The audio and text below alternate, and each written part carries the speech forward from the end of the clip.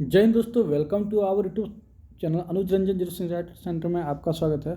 दोस्तों यहाँ पे जो कि बीएचईएल का जो हम लोग का टर्नर का क्वेश्चन सॉल्व कर रहे थे, बीएचईएल आर्टिजन ग्रेड 4 का जो टर्नर का क्वेश्चन था उसको हम लोग जो कि सॉल्व कर रहे थे। हम लोगों ने पहला क्लास 1 से लेकर 31 नंबर क्वेश्चन तक हम लोगों ने देख रखा था। ये कौन सा ट्रेड का है, तो टर्नर का आपका जो है कि पेपर आपको यहाँ हम लोग सेव जो है कि डिस्कस कर रहे थे। तो उसी के अनुसार जो हम लोग ये 32 नंबर क्वेश्चन जो हमने आपको होमवर्क दिया था और हमने बोला था कि सेकंड क्लास में आपको जो टोटल 70 नंबर जो कि क्वेश्चन जितना भी आपका पार्टी का है वो सारा मैं आपको कंप्लीट करा दूंगा। तो आज हम लोग उसी को देखते हैं और पूरा पार्टी को देख लेते हैं। जिन लोगों ने पार्टी नहीं देखा है उसको देख लीजिए। ये अभी जो हम लोग पार्ट बी को देखेंगे, पार्ट ए का, यानी कि ये जो अभी है कौन सा, तो पार्ट ए ही है। कौन सा है, तो क्वेश्चन नंबर 32 से लेकर 70 तक हम लोग देखने वाले हैं। और पहला हम लोगों को कितना था, 1 से लेकर 31 तक, जो कि पार्ट ए का ही ये भाग है। जिन लोगों ने यहाँ तक क्वेश्चन नहीं देखा है पिछला वीडियो में, तो वो लोग जो है कि इसको डिस्क्रिप्शन बॉक्स में लिंक लगा, वहाँ से जाकर आप लोग देख सकते हैं। प्लस इसका ननटेक भी अपलोड हो चुका है, तो ननटेक भी देख सकते हैं। क्लियर।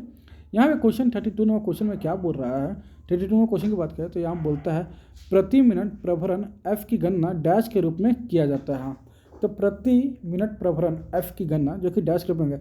तो जहाँ पे देखिए आपको एक क्लू भी दिया गया। क्या दिया है क्लू, तो यहाँ बोलता है एफ जो है स्मॉल एफ। कौन सा एफ, तो स्मॉल एफ जो है कि मिलीमीटर पर रेवोल्यूशन को आपको दर्शा रहा है, जो कि मीटर पर रेवोल्यूशन को आपको दर्शा रहा है। जो कैपिटल एन है वो जो तुर्क चलन की जो आरपीएम है उसको दर्शा रहा है। एन जो है कि तुर्क आर यानी कि आपका जो है कि रेवोल्यूशन पर मिनट को आप लोग को दर्शा रहा है। स्मॉल एफ मिलीमीटर पर रेवोल्यूशन, कैपिटल एन जो है कि रेवोल्यूशन पर मिनट, और वहीं जो कैपिटल डी की बात करें तो डायमीटर ऑफ व्यास जो है कि मिलीमीटर में है, उसको ये दर्शा रहा है। तो बोलता है कि एफ के इस संदर्भ में एफ का जो फॉर्मूला है एफ रिलेटेड, वो पूरा फॉर्मूला क्या होता है। हम लोग इस स्थिति में एफ को जो फीड मल्टीप्लाई कैपिटल एन जो है कि लोग यहाँ पे इसको लिख सकते हैं, यानी कि बोल सकते हैं मिलीमीटर पर रेवोल्यूशन मल्टीप्लाई आपका रेवोल्यूशन पर मिनट, इसका जो है कि राइट आंसर हो जाएगा, यानी कि ऑप्शन नंबर 2 इसका राइट आंसर हो जाएगा। क्लियर। ये देखते हैं 33 नंबर क्वेश्चन। 33 नंबर क्वेश्चन में क्या बोलता है, जब हम लोग 33 नंबर क्वेश्चन देखते हैं तो यहाँ पे बोलता है higher spindle speed is turn generally result in. तो अगर हम लोग स्पिंडल स्पीड को काफ़ी ज़्यादा स्पीड से चलाएंगे तो उस स्थिति में क्या परिणाम हम लोग का होगा। बोलता है कि टर्निंग में अगर हाई स्पीड गति से हम लोग वर्क कर रहे हैं तो उसमें स्थिति में क्या परिणाम होगा। ऑप्शन है better surface finish, second option है no change in surface finish, third option है only increase tool wear, fourth option है पुअर सरफेस फिनिश। तो जब अगर ऐसी बात है कि हम लोग का टर्निंग किस में अगर हाई स्पीड स्टील से काफ़ी ज़्यादा आरपीएम में इन स्पीड से अगर हम लोग किसी भी वर्कपीस के ऊपर हम लोग अगर वर्कपीस को रोटेट कर रहे हैं के ऊपर, तो इसमें क्या होता है कि हम लोग का बेटर सरफेस फिनिश आता है। क्या आता है, तो बेटर सरफेस फिनिश आता है। हम लोग जो स्पीड को अलग अलग वर्क के हिसाब से करते हैं। नो चेंज सरफेस फिनिश, अगर आप कम स्पीड रखेंगे, लो स्पीड रखेंगे, तो आपका जो है कि किसी प्रकार का कोई भी सरफेस फिनिश मतलब कि क्या होगा, तो हल्का सा एक रफ होगा। क्लियर, क्या होगा, तो रफ हो जाएगा। वहीं भी बोले ओनली इंक्रीज टूल वेयर, तो क्या टूल वेयर जो कि टूल का जो घिसा है वो इंक्रीज होगा, तो जी नहीं, हम लोग वैसा नहीं होता है। पुअर सरफेस फिनिश, जी नहीं, पुअर सरफेस फिनिश कब आता है, जब कटिंग स्पीड जो है कि हम लोग स्पीड जो है स्पिंडल स्पीड वो जो है कि जब स्लो होता है तो पुअर सरफेस फिनिश आता है। वहीं पे बेटर सरफेस फिनिश की अगर बात करें तो ये जो है कि स्पिंडल स्पीड के जब अगर तेज रहेगी तो उसके अकॉर्डिंग हम लोग का काफ़ी ज़्यादा बेटर होगा। तो ऑप्शन नंबर ए इधर राइट आंसर है जो अकॉर्डिंग टू क्वेश्चन। ठीक है, कभी भी देखिए दो ही ऑप्शन होता है। एक में होता है क्या कि जब अगर सरफेस स्पीड स्पिंडल स्पीड ज़्यादा तेज है तो उसमें हम लोग का जो है कि वेरी फाइन वर्क होगा, यानी कि सरफेस फिनिश में बेटर होगा। अगर स्पीड कम है तो सरफेस फिनिश जो है कि बेटर नहीं होगा, वो जो है कि थोड़ा सा आपका खुरदरापन देखने को मिलेगा। क्लियर। नहीं तो 34 नंबर क्वेश्चन। 34 नंबर में क्या बोलता है स्क्राइबर बनाने के लिए समय तक किस सामग्री का उपयोग किया जाता है। यहाँ पे बोल रहा है कि स्क्राइबर के लिए, तो स्क्राइबर जब हम लोग निर्माण करते हैं उस समय किस मटेरियल का हम लोग प्रयोग करते हैं। ऑप्शन बोलता है first brass, second aluminium, third high carbon steel और फोर्थ कॉपर। तो इन चारों में से कौन सा हम लोग ऑप्शन का इस्तेमाल करते हैं। तो वही बात करें स्क्राइबर, स्क्राइबर से हम लोग क्या करते हैं, तो सबसे पहली बात कि स्क्राइबर से हम लोग करते क्या है, तो हम लोग किसी भी जॉब का जब मार्किंग करना होता है तो उस समय हम लोग स्क्राइबर के द्वारा ही उसको रेखा खींचने का काम करते हैं। किसके द्वारा, तो स्क्राइबर के द्वारा हम लोग किसी भी वर्कपीस के ऊपर हम लोग रेखा खींचने का काम करते हैं। क्लियर। और स्क्राइबर कहाँ लगा होता है, तो जब हम लोग सरफेस गेज देखते हैं, हाइट गेज जिसको बोलते हैं, तो वहाँ पे भी आपका जो है कि स्क्राइबर लगा हुआ रहता है। यूनिवर्सल सरफेस गेज हो गया या फिर सरफेस गेज, उस दोनों जगह पे भी स्क्राइबर लगे होते हैं। स्क्राइबर भी कई प्रकार के होते हैं, मुख्यतः हम लोग देखते हैं तो 3 प्रकार के स्क्राइबर भी देखने को मिलती है। यहाँ पे पूछा क्या है, तो मटेरियल के बारे में पूछा है। तो हम लोग जनरल पर्पस में हम लोग हाई कार्बन स्टील का हम लोग जो है कि स्क्राइबर को निर्माण करते हैं, जो कि हाई कार्बन स्पीड इसका राइट आंसर हो जाएगा, यानी कि ऑप्शन नंबर सी इधर राइट आंसर, उच्च कार्बन इस्पात। क्लियर। नहीं देखते 35 नंबर। 35 नंबर क्वेश्चन में क्या बोलता है, ग्रोविंग ऑपरेशन में कटिंग टूल को कहाँ सेट किया जाता है। कौन सा ऑपरेशन है, ग्रोविंग टूल। ग्रोविंग टूल सबसे पहले बात है कि हम लोग ग्रोविंग करते कैसे हैं। देखिए सबसे बड़ी बात, देखिए एक कुछ इस प्रकार का हम लोग का जॉब है। क्लियर। एक बड़ी सा लंबे सिलेंड्रिकल जॉब है मान लीजिए। अब हम लोग को करना क्या होता है कि यहाँ पे से हम लोगों को बीच में कुछ हम लोग को मटेरियल को ग्रुप करके हटाना है, यानी कि जब ये जॉब जो हम लोग का रोटेट हो रहा है और उस स्थिति में हम लोग क्या करेंगे, टूल को यहाँ पे लगाएंगे। क्लियर। कैसे लगाएंगे, टूल को जो है कि हम लोग यहाँ पे लगा देंगे। तो जब हम लोग टूल को यहाँ पे लगाएंगे और जब कटेंगे तो यहाँ पे हम लोग का एक ग्रुप बनेगा, यानी कि अंदर की ओर धंसेगा। तो कैसा करते हैं हम, तो वर्क पीस अक्ष से 30 डिग्री के कोण पर तो जी नहीं, ये कभी भी किसी भी एंगल में नहीं करना होता है। क्लियर।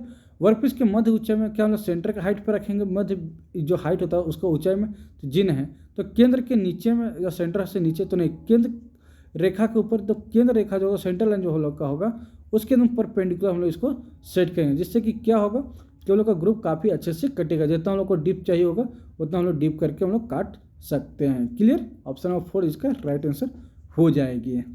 बहुत ही सुंदर यहाँ पे।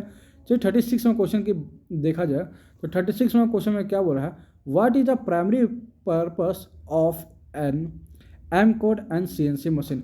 हम लोगों ने पहले भी आपको बताया था कि पिछला वीडियो में ही कि हम लोग के लिए CNC में 2 कोड काफ़ी महत्वपूर्ण होता है, एक होता है G कोड और एक होता है M कोड। तो यहाँ पे पूछ दिया कि M कोड हम लोग किस लिए इस्तेमाल करते हैं। वहीं हम लोग इससे पहले था कि G21 का प्रयोग किस लिए, G21 कोड जो है उसका प्रयोग हम लोग किस लिए करते हैं। तो यहाँ पे क्या बोला है, M code in CNC machine किस लिए करते हैं। तो ऑप्शन देख लेते हैं, to define cutting tool movement direction. तो कटिंग टूल मूवमेंट डायरेक्शन के लिए जो है कि हम लोग एम से डिनोट नहीं करते हैं। एम फॉर मिसलेनियस कहलाता है ना, कि मशीन के अकॉर्डिंग आता है एम कोड। तो इसका जो राइट आंसर होगा, to control auxiliary machining operation, यानी मशीनिंग ऑपरेशन जब करना होता है तो उसमें हम लोग एम कोड का प्रयोग करते हैं। वहीं जी कोड का प्रयोग हम लोग कब करते हैं, तो स्पिंडल के रिकॉर्डिंग, स्पिंडल जो है स्पिंडल के हिसाब से जो भी हम लोग को करना होता है उसमें हम लोग जी कोड का इस्तेमाल करते हैं। ठीक है। और जी कोड का हम लोग प्रिप्रेंटिव भी करते हैं कोड भी। ठीक है।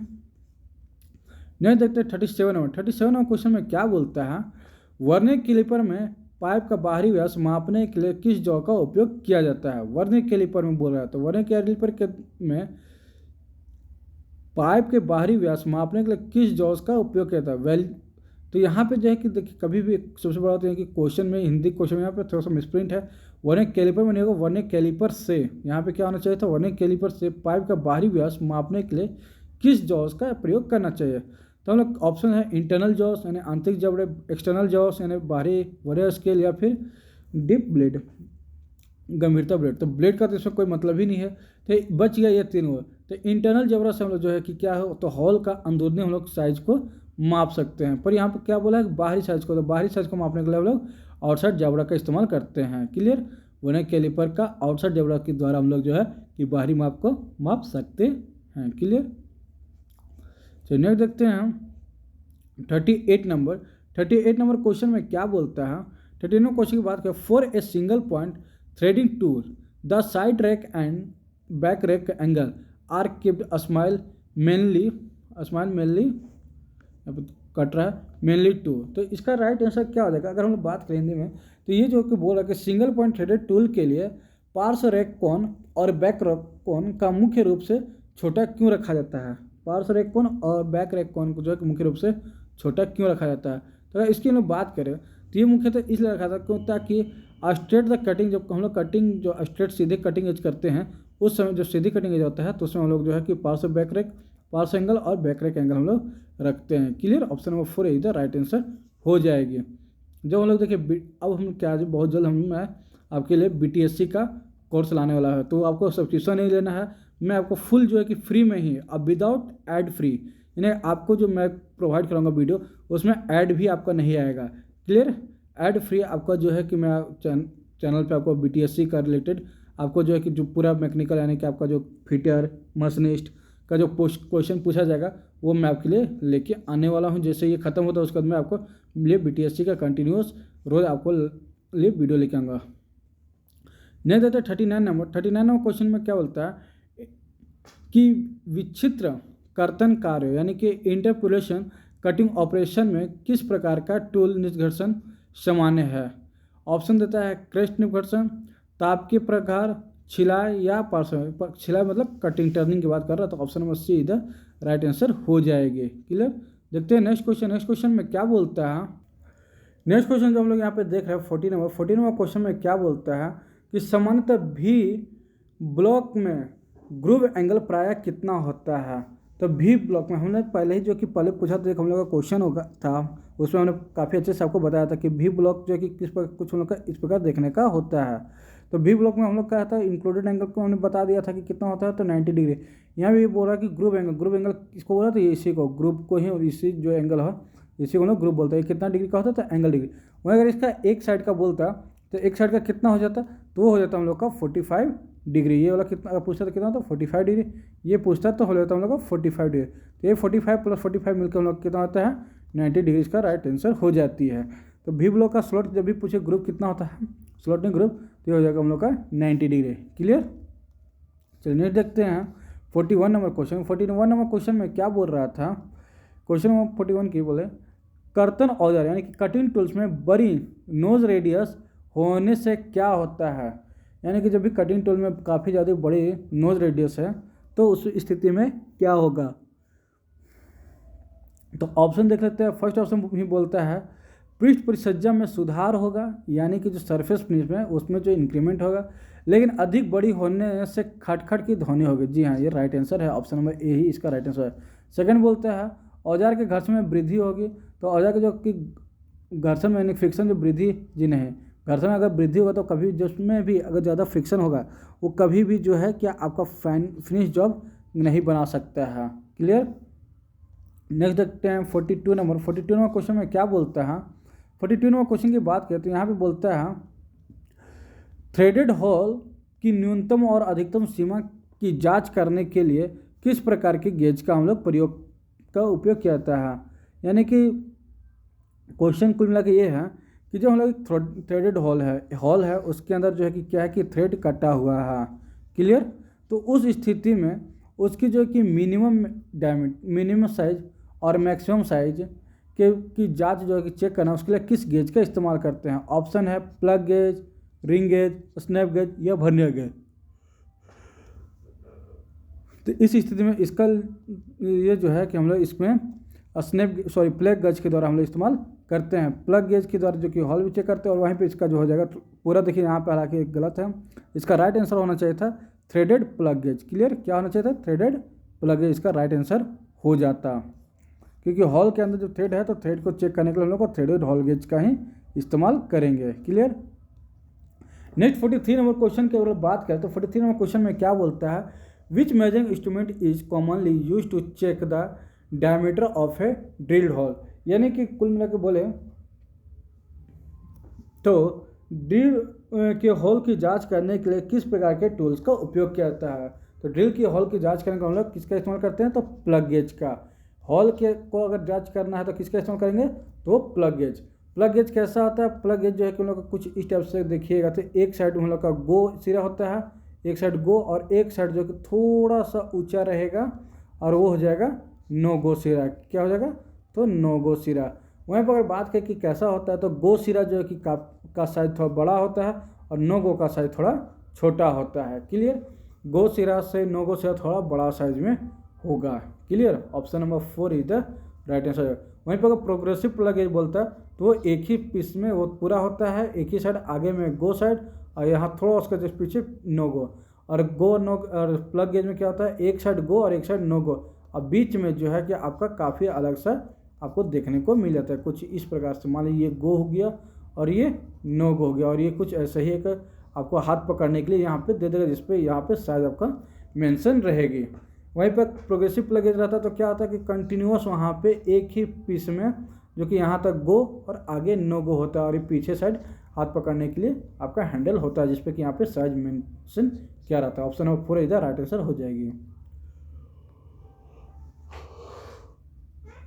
नेक्स्ट देखते हैं 45 number question, sorry 44 number question में क्या बोलता है, in an indexable insert holder is insert sheet is usually made of, यानी कि है एक इंडेक्सेबल इंसर्ट होल्डर में इंसर्ट आमतौर पर किससे बनी होती है। जो हम लोग का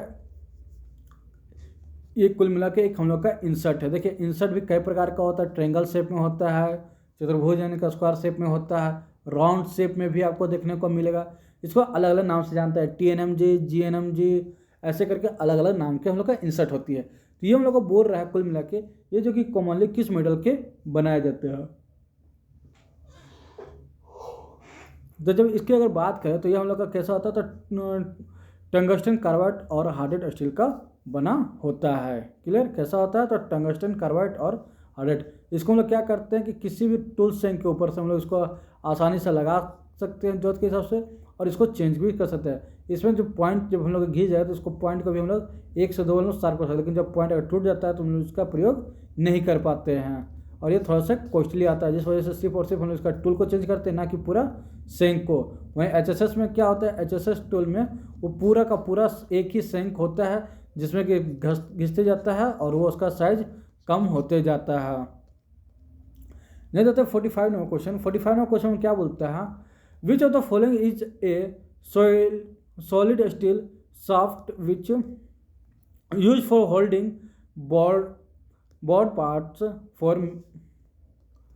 for machining there outside surface on lathe. यानी कि बोलना चाह रहा है कि निम्न में से कौन सा सॉलिड स्टील शाफ्ट है जिसका उपयोग लेथ मशीन पर सतहों की मशीनिंग के लिए होल किए गए भाग को पकड़ने के लिए किया जाता है।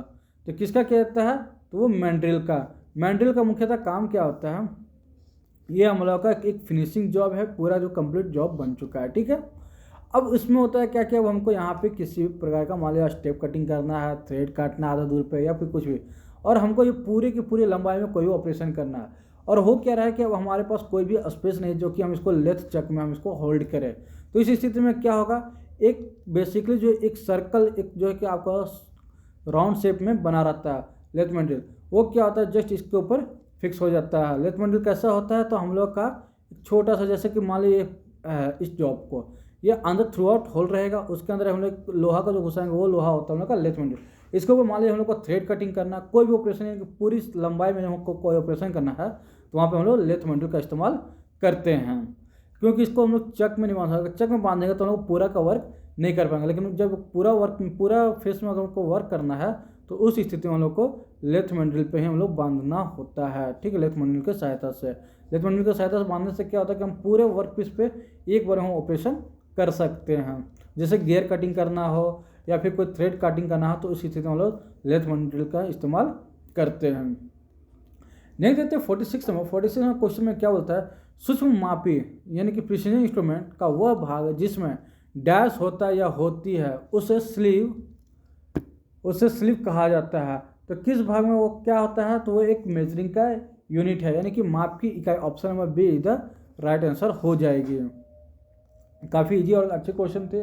नहीं देते 47 नंबर क्वेश्चन की बात करें तो क्या बोलता है, machine tool such as lathe capacitor and turret lathes are classified under. यानी कि बोल रहा है कि लेथ कैपेसिटर और टरेट लेथ मशीन टूल को निम्न के अंतर्गत वर्गीकृत किया जाता है। तो किसके अंदर किया जाता है, तो ये सिलेंड्रिकल वर्क मशीन टूल्स के अंतर्गत इसको जो है कि वर्गीकृत किया जाता है। ऑप्शन नंबर 3 इसका जो है कि राइट आंसर हो जाएगी। नेक्स्ट क्वेश्चन बहुत ही अच्छा है, आपको फॉर्मूला दिया गया है। फॉर्मूला क्या बोलता है, फॉर्मूला की अगर बात करें तो यहाँ पे है अर्ध टेपर यानी कि हाफ राउंड टेपर कौन अल्फा इक्वल टू डैश द्वारा दिया गया है, जहाँ दीर्घ व्यास कैपिटल डी को दर्शा रहा है, लघु व्यास स्मॉल डी को, और टेपर जो कि टोटल लेंथ जो है टेपर जो एल को। तो इस स्थिति में फॉर्मूला क्या बनता है, तो 10 अल्फा इक्वल टू हो जाएगा 10 alpha equal to capital D minus small D upon two multiply total length, इसका राइट आंसर हो जाता है। ये हम लोग का फॉर्मूला होता है। क्या निकालने का, जब हम लोग का एंगल निकालना होता है टोटल टेपर टर्निंग के समय, टेपर टर्निंग जब करना होता है तो उस समय हम लोग क्या करते हैं कि capital D minus small D equal to two multiply total length, इसका राइट आंसर हो जाता है। Clear, option number A is the right answer हो जाएगी, जिसको कि कॉन्सेंट्रिसिटी भी कहते हैं। क्लियर, नेक्स्ट देखते हैं 49 नंबर। 49 नंबर क्वेश्चन में क्या बोला गया है। 49 नंबर क्वेश्चन की बात करें तो यहाँ पे देखिए है, निम्न में से किस लेथ टरेट को लेथ मशीन की सहायता से स्लाइड कर लगाया जाता है। क्या बोला, निम्न में से किस लेथ में टरेट को लेथ मशीन की सहायक स्लाइड पर लगाया जाता है। लेथ मशीन के स्लाइड पर लगाया जाता है तो कौन सा होगा, तो वो हम लोग का कैपिटन लेथ होता है। कैपिटन लेथ और टरेट लेथ का हम लोग किस लिए करते हैं, तो मास ऑफ प्रोडक्शन के रूप में भी हम लोग इसका करते हैं। नहीं देता है कि किसी सीएनसी मशीन को नियंत्रण फीड यानी कि कंट्रोल फीड दर पर एक सीधी रेखा काटने के लिए प्रोग्राम करते समय निम्नलिखित में से किस कोड का, किस जी कोड का उपयोग किया जाता है। तो उस स्थिति में हम लोग G01 का हम लोग इस्तेमाल करते हैं। क्लियर, ऑप्शन नंबर 4 इसका राइट आंसर हो जाएगा। हमने इससे पहले आपका क्या था, एक था G21 पूछा था, तो G21 किसका होता है, तो मिलीमीटर यानी कि मीट्रिक में होता है। G20 की और बात करें तो किसका होता है, तो फीड की होती है। तो ये सारा जो है कि आपको कोड सारा जितना भी है आपको याद करना पड़ेगा, सारे का सारा कोड। तो अकॉर्डिंग टू वर्क जो है कि सारा कोड हम लोग इस्तेमाल करते हैं। क्लियर, अगर बात करें और G7 किसका होता है, G21, तो मैं आपको उसका भी बता देता हूँ। 51 नंबर क्वेश्चन में क्या बोलता है, अगर हम 51 नंबर क्वेश्चन देखें तो यहाँ पे बोलता है वेबलिंग में बेवल डैश अनुप्रयुक्त किया जाता है, डैश का अनुप्रयुक्त किया जाता है। तो केवल बेवलिंग जो होता है कि केवल एक कोर पर किया जाता है। Option number A see the right answer हो जाएगी। ठीक है, नेक्स्ट बात करें 52 नंबर क्वेश्चन के। 52 नंबर क्वेश्चन में क्या बोलता है, the standard colour of emergency exit sign. Emergency exit sign कैसा होता है, तो कुछ हम लोग का एक रेक्टेंगल बॉक्स होता है। रेक्टेंगल बॉक्स के अंदर एक हम लोग का एरो बना हुआ होता है। तो एरो बना हुआ होता है तो किसका सिंबल होता है, तो हम लोग का इमरजेंसी एग्जिट का होता है। तो ये किस कलर का होता है, तो ये हम लोग का ग्रीन कलर का होता है। कहीं कहीं आपको बहुत सारी जगह पे रेड भी मिलेगा, पर एज ए निम्मी, मैं क्या बोल रहा हूँ, एज ए निम्मी आपको जो है कि राइट आंसर ऑप्शन 4 आपको जो है कि मानना पड़ेगा, क्योंकि इमरजेंसी में बहुत ज़्यादा आपको जो कि रेड कलर भी दिखता है, बट एग्जिट का जब सिंबल की बात करें तो वहाँ पे ये जो हम लोग का होता है, ये पूरा एरो वो हम लोग का ग्रीन कलर की होती है। क्लियर, नेक्स्ट बात करें 53 नंबर। 53 नंबर क्वेश्चन में क्या बोलता है, यहाँ पे आपके लिए जो है एक फॉर्मूला दिया गया है। टर्निंग वर्क के लिए प्रयुक्त जॉब का व्यास निर्धारित करने का सही सूत्र क्या होगा। तो क्या बोल रहा है कि जॉब का जो है कि जॉब का व्यास यानी कि डायमीटर ज्ञात करना है। डायमीटर हम लोगों ने इससे पहले एक फॉर्मूला आपको काफ़ी अच्छे से बताया था कि जब कटिंग स्पीड ज्ञात करना होता है तो उसमें हम लोग क्या बोलते थे, V equal to pi DN upon 1000। Clear, क्या बोला था हमने, pi multiply diameter multiply RPM बटा 1000। अब हम लोग को क्या करना है, तो डायमीटर निकालना है। तो डायमीटर के लिए हम लोग क्या कर सकते हैं कि जस्ट डायमीटर में ये जो डायमीटर का अगर हम लोग ये डायमीटर है, इसको अगर हम लोग जब बाहर ले लेंगे, यहाँ से हम इसको क्या करते हैं, ये इस मल्टीप्लाई में इक्वल के बाद है, तो डायमीटर जब हम बाहर ले लेते हैं तो यहाँ पे क्या हो जाएगा, ये वाला हम लोग का ऊपर चला जाएगा, यानी कि 1000 गुना कटिंग स्पीड अपॉन, ये कटिंग स्पीड अब अंदर आ जाएगा, cutting speed upon pi multiply N, यानी कि RPM इसका राइट आंसर हो जाएगा। यानी कि डायमीटर इक्वल टू हो जाता है 1000 multiply cutting speed upon pi multiply RPM, इसका राइट आंसर हो जाएगा। यानी कि ऑप्शन नंबर 4 इसका राइट आंसर हो जाएगा। नेक्स्ट बात करें 51 नंबर की। 51 नंबर में क्या है, मशीनन में जल आधारित शीतलकों का मुख्य लाभ क्या है। जो लोग किसी भी मशीनिंग वर्क कर रहे होते हैं, क्या कर रहे होते हैं, मशीनिंग वर्क। तो मशीनिंग वर्क करते समय हम लोग जो कूलेंट का इस्तेमाल क्यों करते हैं, जल आधारित कूलेंट का मुख्य लाभ क्या है, तो इसकी शीतलक दक्षता उच्च होती है, क्योंकि ये ठंडा करने में काफ़ी ज़्यादा सहयोग करती है और जल्दी जो है कि ठंडा करती है, इसलिए हम लोग जो है कि वाटर का प्रयोग करते हैं। ठीक है, यह उत्कृष्ट स्नेहक प्रदान करती है, तो जी नहीं, उत्कृष्ट इसलिए नहीं करती क्योंकि ये इसके हम लोग जो है कि जब वाटर का इस्तेमाल करते हैं, जल का इस्तेमाल करते हैं, तो उस स्थिति में हम लोग का जो है कि जॉब जो है कि रस्ट लगने लगता है, तो रस्ट से बचाने के लिए वहाँ पे जो है कि कूलेंट का इस्तेमाल करते हैं, जो कि कूलेंट हम लोग कितना में मिलाते हैं तो 20:1 का रेशो है, यानी कि 20 लीटर हम लोग का वाटर है तो 1 लीटर हम लोग का ऑयल रहता है। क्लियर, 1 लीटर हम लोग का ऑयल यानी कि जो कूलेंट रहता है वो हम लोग का इसमें दिया जाता है। नेक्स्ट बात करें 55 नंबर का, तो लेथ का टेल स्टॉक कहाँ स्थित होता है। ये देखो कितना इजी क्वेश्चन है। तो हमने कई बार बताया है, इससे पहले एक क्वेश्चन था कि लेथ का हेड स्टॉक किधर होता है, तो भैया ये हम लोग का हेड स्टॉक है, तो ये हम लोग का क्या हो जाएगा, टेल स्टॉक हो जाएगा। तो टेल स्टॉक किधर, हेड स्टॉक अगर लेफ्ट साइड में है, लेफ्ट साइड, तो टेल स्टॉक कहाँ पे हो जाएगा, हम लोग का राइट साइड में हो जाएगा। क्लियर, यानी कि लेथ के दाएं पश्चिम भाग में। ठीक है, नेक्स्ट देखते हैं 56 में। क्वेश्चन काफ़ी इजी और आपको भी अच्छा लग रहा होगा देख के। क्वेश्चन 56 में क्या बोलता है, यदि किसी टूल का अवकाश कोण अत्यधिक छोटा है तो इससे मुख्यतः डैश होते हैं। टूल का अवकाश कोण क्लियरेंस एंगल अगर अधिक है तो क्या होगा, तो अत्यधिक घर्षण और पृष्ठ की खराब फिनिशिंग होती है, अवकाश कोण अगर ज़्यादा है तो। क्लियर, नेक्स्ट बात के 57 नंबर। 57 क्वेश्चन में क्या बोलता है, निम्नलिखित में से कौन सा lathe centre head stock spindle में प्रयुक्त होता है और उसके साथ परिक्रमा करता है। कौन सा बात कर रहा है कि कौन सा जो कि लेथ सेंटर जो कि हेड स्टॉक में लगा होता है हेड स्टॉक स्पिंडल में और उसके साथ जो है कि घूमता है, तो उसको हम लोग बोलते हैं लाइव सेंटर। क्योंकि देखिए 2 प्रकार का सेंटर होता है, एक हम लोग का हेड स्टॉक में लगा होता है और एक टेल स्टॉक में। तो टेल स्टॉक में हम लोग जो कि कभी भी रिवॉल्विंग लगाते हैं, जो कि चेंज किया जा सकता है, एक सेंटर होता है जो कि फिक्स टाइप में होता है, इसको हम लोग जरूरत के हिसाब से चेंज कर करके काफ़ी प्रकार के होते हैं उसको लोग चेंज कर सकते हैं। लेकिन वही हेड स्टॉक के अंदर जो होता है वो हम लोग का लाइव सेंटर होता है, क्योंकि जॉब के साथ साथ वो भी हम लोग का कंटिन्यू घूमते रहता है। हम नेक्स्ट 57 नंबर को हो गया है। 58 नंबर क्वेश्चन की हम लोग बात करें, 58 नंबर क्वेश्चन में क्या बोलता है, लेथ का फेस सक्रिया के दौरान यंत्रज्ञ किसी समतल पृष्ठ को हटाने के लिए जिस फेसिंग टूल का उपयोग करता है वह क्या होता है, तो वह होता है वर्कपीस के घूर्णन अक्ष के लंबवत होता है, यानी कि ऑप्शन में ए इधर राइट आंसर हो जाएगी। नेक्स्ट बात के 59 नंबर। 59 में क्या बोलता है, which method of calibrating slip gauge is the most accurately. तो स्लिप गेज का जो है कि कैलिब्रेशन अगर हम लोग को करना होता है, कैलिब्रेशन की जांच करना होता है, तो उस समय कौन सा जो है कि मोस्ट एक्यूरेटली प्रोसेस होता है, तो इंटरफॉर्मेशन जो है ऑप्शन ऑफ इधर राइट आंसर, इंटरफॉर्मेशन इधर राइट आंसर हो जाएगी। नेक्स्ट बात के 60 नंबर। क्वेश्चन में क्या है, सामान्यतः बड़ी नोज लार्ज नोज वाले खाचन टूल यानी कि स्लोट टूल से किस प्रकार की सतह प्राप्त होगी, तो वो चिकनी सरफेस जो है कि प्राप्त होगी।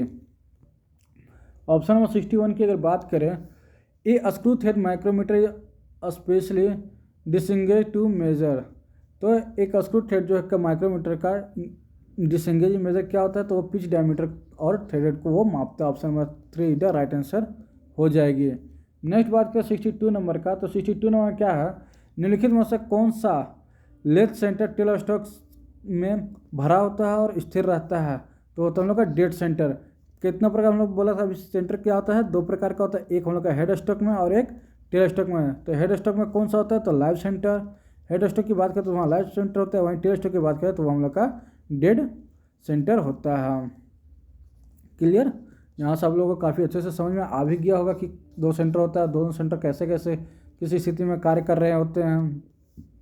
नेक्स्ट देखिए, which instrument is most frequently use for plug gauge calibration. तो प्लग गेज कैलिब्रेशन में कौन सा हम लोग इस्तेमाल करते हैं, तो कोऑर्डिनेट मेजरमेंट मशीन यानी कि CMM का इस्तेमाल करते हैं। ऑप्शन नंबर 4 इधर राइट आंसर हो जाएगी। देखिए क्या बात है कि टाइम काफ़ी ज़्यादा हो चुका है, हमने जो कि इससे पहले आपको पार्ट ए में लगभग 1 घंटा टाइम लगाया था, तो सोच रहा हूँ कि पार्ट बी यानी कि 32 से लेकर 70 तक जो भी क्वेश्चन है वो काफ़ी जल्दी मैं आपको निपटा दूँ, ताकि मैं कंटिन्यू अब आपके बाद जो भी इसका सवाल आऊँगा वो मैथ्स का भी हमने इसका कर दिया है, मैथ्स और रीजनिंग का, तो वो भी आपके लिए काफ़ी मोस्ट इंपॉर्टेंट है, तो आप उसको भी वहाँ देख लेना।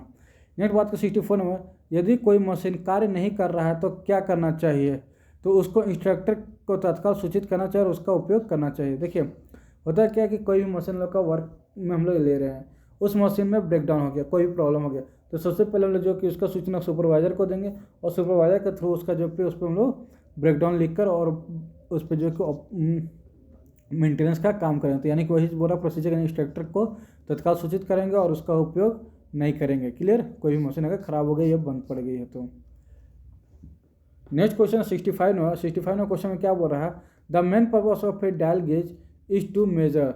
तो डायल गेज का मेन पर्पस क्या है, स्मॉल लीनियर डिस्प्लेसमेंट। इसका राइट आंसर हो जाएगा, ऑप्शन नंबर बी इधर राइट आंसर हो जाएगा।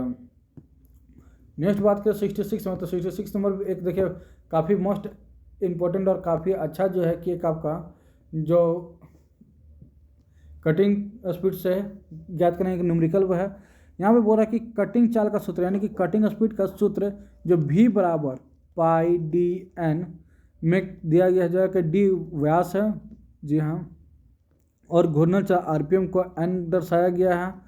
तो कर्तन चाल का मात्रक क्या होता है, तो मात्रक जो इसका होता है वो मिलीमीटर पर मिनट, इसका राइट आंसर हो जाएगा।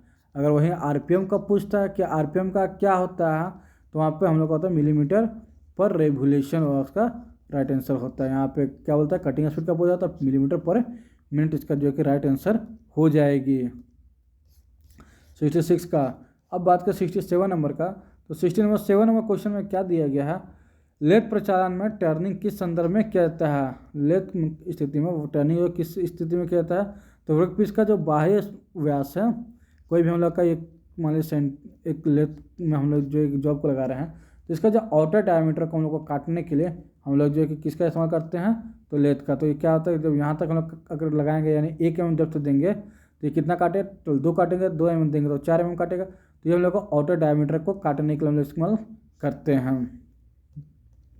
नेक्स्ट बात करें 68 नंबर की अगर बात किया जाए, तो सिंगल पॉइंट कटिंग टूल का कौन सा भाग कार्यवस्तु यानी वर्कपीस में स्लॉट बनाने के लिए उत्तरदायी होता है, तो हम लोग का cutting edge. Single point cutting tool में जो कि स्लॉट बनाने के लोग का कटिंग एज इसमें मेन उत्तरदायी होता है। 69 नंबर की अगर बात करें, तो लेथ मशीन के प्रचालन में फेसिंग प्रक्रिया में डैश सम्मिलित होता है, तो कार्यवस्तु के अंतिम सतह यानी कि इन सरफेस से सामग्री को हटाया जाता है। ऑप्शन नंबर ए इधर राइट आंसर हो जाएगी। नेक्स्ट बात करें और आज के क्लास का लास्ट आखिरी सवाल जो है कि 70 नंबर, वो क्या है, वो बोलता है the primary motion in A facing operation is. तो इसका जो प्राइमरी मोशन क्या था फेसिंग का, तो वो था rotation motion of the workpiece, यानी कि ऑप्शन नंबर 2 इधर राइट आंसर हो जाएगी। देखिए मैंने आपको जो कि आज क्या किया कि काफ़ी आपको तेज़ी से आज हमने जो है कि क्वेश्चन को करवा दिया, इसलिए करवाया ताकि जो कि आप जो ज़्यादा इस पर टाइम ना दो। मेरे को मेन टारगेट क्या था कि होता क्या है ना कि बाज़ार में आपको मशीनिस्ट का और टर्नर का, आप लोगों को ये दोनों ट्रेड का जल्दी से क्वेश्चन मिलता नहीं है। हमारा टारगेट था कहीं से भी आपको लिए मशीनिस्ट और टर्नर का क्वेश्चन को पब्लिश करना और आप तक पहुंचाने के लिए। तो आप जो भी नेक्स्ट एग्जाम की तैयारी करो ना, आप इन तो आप लोगों को क्या हो कि पता चलेगा कि मशीनिस्ट और टर्नर के क्वेश्चन कैसे आते हैं, तो आप वहाँ से उसके हिसाब से तैयारी कर सकते हो। अगर आप लोगों को मेरा मेहनत अगर पसंद आएगा तो कृपया वीडियो को लाइक कर चैनल को सब्सक्राइब कर लीजिएगा। मिलते हैं नेक्स्ट वीडियो में, तब तक ले thank you and bye bye. कोई भी नोटिफिकेशन एग्जाम रिलेटेड आता है या फिर कोई वैकेंसी आती है तो सबसे पहले मैं आपको अपने चैनल पे देता हूँ। तो आप लोग जो कि हमारे चैनल से जुड़ जाइए, और हमारा जो एक व्हाट्सएप नंबर है 9546274950, आप इससे जुड़कर जो है कि क्या होगा ना कि किसी भी एग्ज़ाम का नोटिफिकेशन आएगा तो सबसे पहले आप तक जो है कि काफ़ी इजीली पहुँच जाएगा। यहाँ पर सारा अपडेट जो है कि दिया जाता है, प्रोवाइड कराया जाता है। तो आप लोग इस चैनल से जुड़ सकते हो, उसका लिंक जो कि डिस्क्रिप्शन बॉक्स में भी दिया गया है, तो आप वहाँ से जुड़ कर आप जो कि अपनी सफलता की कुंजी पा सकते हैं। देखिए अब नीचे अगर बात करें तो WCS इंजीनियरिंग रैंक का भी क्वेश्चन लगा हुआ है। क्लियर, चलिए मिलते हैं नेक्स्ट क्वेश्चन में, तब तक के लिए thank you and bye bye.